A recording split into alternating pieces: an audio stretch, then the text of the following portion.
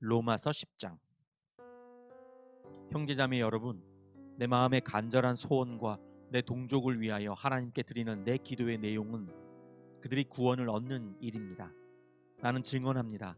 그들은 하나님을 섬기는 데 열성이 있습니다.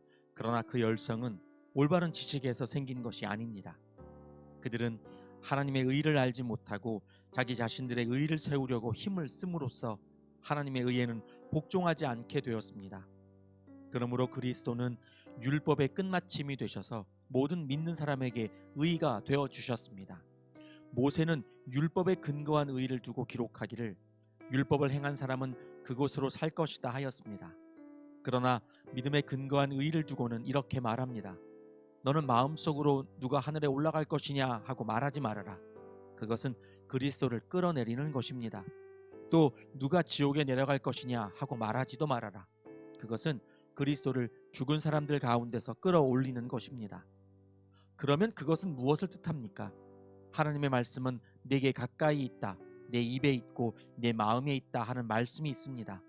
이것은 우리가 전파하는 믿음의 말씀입니다. 당신이 만일 예수는 주님이라고 입으로 고백하고 하나님께서 그를 죽은 사람들 가운데서 살리신 것을 마음으로 믿으면 구원을 얻을 것입니다. 사람은 마음으로 믿어서 의에 이르고 입으로 고백해서 구원에 이르게 됩니다. 성경은 그를 믿는 사람은 누구나 부끄러움을 당하지 않을 것이다 하고 말합니다. 유대 사람이나 그리스 사람이나 차별이 없습니다. 그는 모든 사람에게 똑같이 주님이 되어주시고 그를 부르는 모든 사람에게 풍성한 은혜를 내려주십니다. 주님의 이름을 부르는 사람은 누구든지 구원을 얻을 것입니다. 그런데 사람들은 자기들이 믿은 적이 없는 분을 어떻게 부를 수 있겠습니까? 또 들은 적이 없는 분을 어떻게 믿을 수 있겠습니까? 선포하는 사람이 없으면 어떻게 들을 수 있겠습니까? 보내심을 받지 않았는데 어떻게 선포할 수 있겠습니까? 성경에 기록한 바 기쁜 소식을 전하는 이들의 발걸음이 얼마나 아름다우냐 한 것과 같습니다. 그러나 모든 사람이 다 복음에 순종한 것은 아닙니다.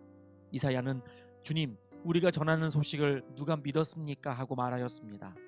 그러므로 믿음은 들음에서 생기고 들음은 그리스도를 전하는 말씀에서 비롯됩니다.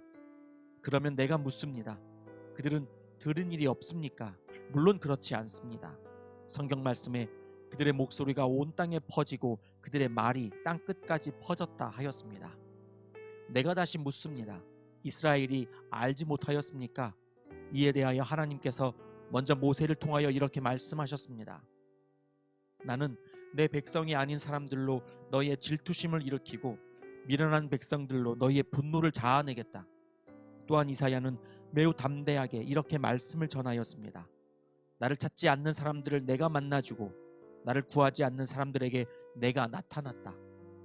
또한 이사야는 하나님께서 이스라엘을 보고 복종하지 않고 거역하는 백성에게 나는 온종일 내 손을 내밀었다 하신 말씀을 선포하였습니다. 로마서 11장. 그러면 내가 묻습니다. 하나님께서 자기 백성을 버리신 것은 아닙니까? 그럴 수 없습니다. 나도 이스라엘 사람이요 아브라함의 후손이요 베냐민 지파에 속한 사람입니다. 하나님께서는 미리 아신 자기 백성을 버리지 않으셨습니다. 여러분은 성경이 엘리야를 두고 하신 말씀을 알지 못합니까? 그가 이스라엘을 고발하여 하나님께 이렇게 호소하였습니다. 주님, 그들은 주님의 예언자들을 죽이고 주님의 제단들을 헐어버렸습니다. 남은 것은 나 혼자밖에 없는데 그들은 내 목숨마저 찾고 있습니다. 그런데 하나님께서는 그에게 어떻게 대답하셨습니까? 내가 바알에게 무릎을 꿇지 않은 사람 7,000명을 내 앞에 남겨두었다 하셨습니다. 이와 같이 지금 이 시기에도 은혜로 택하심을 입은 사람들이 남아 있습니다. 은혜로 된 것이면 행위에 근거한 것이 아닙니다. 그렇지 않으면 그 은혜는 이미 은혜가 아닙니다. 그러면 무슨 결과가 생겼습니까? 이스라엘 백성은 찾던 것을 얻지 못하였지만 택하심을 받은 사람들은 그것을 얻었습니다. 그리고 그 나머지 사람들은 완고해졌습니다. 성경에 이렇게 기록한 바와 같습니다. 하나님께서 그들에게는 혼미한 영을 주셨으니 오늘까지 그들은 눈이 있어도 보지 못하고 귀가 있어도 듣지 못한다. 다윗도 다음과 같이 말하였습니다. 그들의 밥상이 그들에게 올무가 되고 덫이 되게 하여 주십시오. 그들이 걸려 넘어지고 보복을 받게 하여 주십시오. 그들의 눈이 어두워져서 보지 못하게 되도록 하여 주십시오. 그들의 등이 언제나 굽어있게 하여 주십시오. 그러면 내가 묻습니다. 이스라엘이 걸려 넘어져서 완전히 쓰러져 망하게끔 되었습니까? 그럴 수 없습니다. 그들의 허물 때문에 구원이 이방 사람에게 이르렀는데 이것은 이스라엘에게 질투하는 마음이 일어나게 하려는 것입니다. 이스라엘의 허물이 세상의 부요함이 되고 이스라엘의 실패가 이방 사람의 부요함이 되었다면 이스라엘 전체가 바로 설 때에는 그 복이 얼마나 더 엄청나겠습니까? 이제 나는 이방 사람인 여러분에게 말합니다.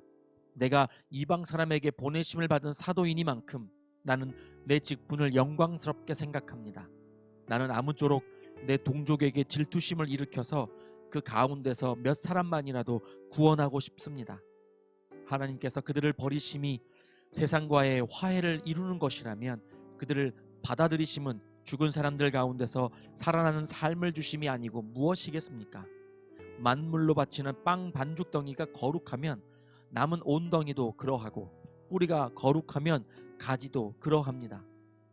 그런데 참 올리브나무 가지들 가운데서 얼마를 잘라내시고서 그 자리에다 돌 올리브나무인 그대를 접붙여 주셨기 때문에 그대가 참 올리브나무의 뿌리에서 올라오는 양분을 함께 받게 된 것이면 그대는 본래의 가지들을 향하여 우쭐대지 말아야 합니다.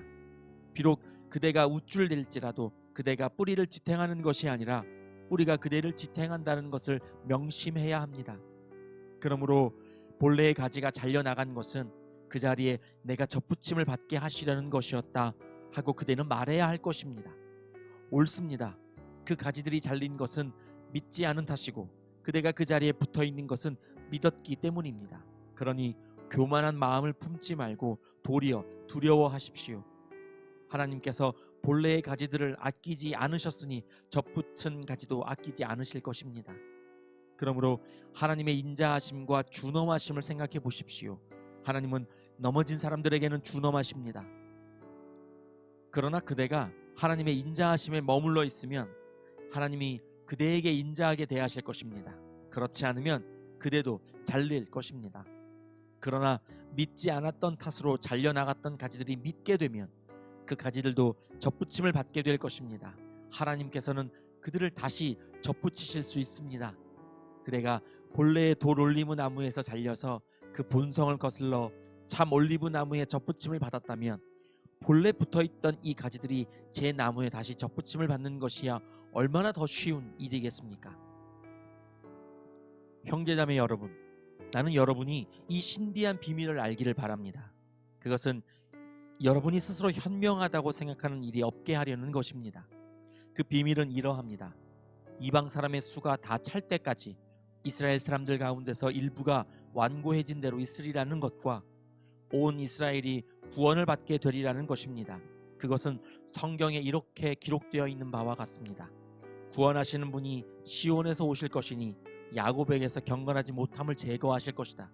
이것은 그들과 나 사이의 언약이니 내가 그들의 죄를 없앨 때에 이루어질 것이다. 복음의 관점에서 판단하면 이스라엘 사람들은 여러분이 잘 되라고 하나님의 원수가 되었지만 택하심을 받았다는 관점에서 판단하면 그들은 조상 덕분에 하나님의 사랑을 받는 사람들입니다. 하나님께서 주시는 고마운 선물과 부르심은 철회되지 않습니다. 전에 하나님께 순종하지 않던 여러분이 이제 이스라엘 사람의 불순종 때문에 하나님의 자비를 입게 되었습니다. 이와 같이 지금은 순종하지 않고 있는 이스라엘 사람들도 여러분이 받은 그 자비를 보고 회개하여 마침내는 자비하심을 입게 될 것입니다. 하나님께서 모든 사람을 순종하지 않는 상태에 가두신 것은 그들에게 자비를 베푸시려는 것입니다. 하나님의 부요하심은 어찌 그리 크십니까? 하나님의 지혜와 지식은 어찌 그리 깊고 깊으십니까? 그 어느 누가 하나님의 판단을 헤아려 알 수 있으며 그 어느 누가 하나님의 길을 더듬어 찾아낼 수 있겠습니까? 누가 주님의 마음을 알았으며 누가 주님의 조언자가 되었습니까? 누가 먼저 무엇을 드렸기에 주님의 답례를 바라겠습니까? 만물이 그에게서 나고 그로 말미암아 있고 그를 위하여 있습니다. 그에게 영광이 세세에 있기를 빕니다. 아멘. 로마서 12장. 형제자매 여러분, 그러므로 나는 하나님의 자비하심을 힘입어 여러분에게 권합니다. 여러분의 몸을 하나님께서 기뻐하실 거룩한 산 제물로 드리십시오. 이것이 여러분이 드릴 합당한 예배입니다. 여러분은 이 시대의 풍조를 본받지 말고 마음을 새롭게 함으로 변화를 받아서 하나님의 선하시고 기뻐하시고 완전하신 뜻이 무엇인지를 분별하도록 하십시오. 나는 내가 받은 은혜를 힘입어서 여러분 각 사람에게 말합니다.